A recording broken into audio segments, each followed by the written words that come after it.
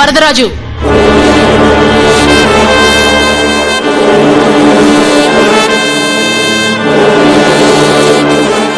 నేను మిమ్మల్ని వెళ్ళమన్నానా? వరదరాజు గారు, ఆమె విచారణ పూర్తయ్యేంత వరకు కొంచెం కోఆపరేట్ చేయండి.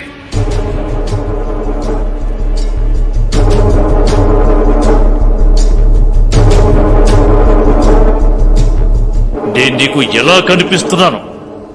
విచారణకని వస్తే ఇలా మర్యాద లేకుండా ప్రవర్తిస్తావా? ఈ బోనులో నిలబడేటప్పుడు తప్పు చేసిన వారికి విచారణ కూడా అవమానంగానే అనిపిస్తుంది వరదరాజు. అడిగిన దానికి సమాధానం చెప్పండి. కోయంబత్తూరులో లైసెన్స్ పిస్టల్స్ యూజ్ చేసే వారిలో మీరు కూడా ఒకరు కదూ? అవును.